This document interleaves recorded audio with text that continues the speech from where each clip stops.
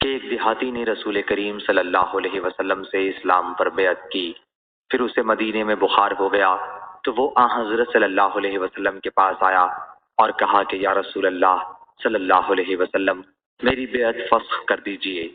حضرت صلی اللہ علیہ وسلم نے انکار کیا، پھر وہ دوبارہ آیا اور کہا کہ میری بیعت فسخ کر دیجئے۔ حضرت صلی اللہ علیہ وسلم نے اس مرتبہ بھی انکار کیا، پھر وہ آیا اور بیعت فسخ کرنے کا مطالبہ کیا۔ حضرت صلی اللہ علیہ وسلم نے اس مرتبہ بھی انکار کیا۔ اس کے بعد وہ خود ہی مدینے سے چلا گیا۔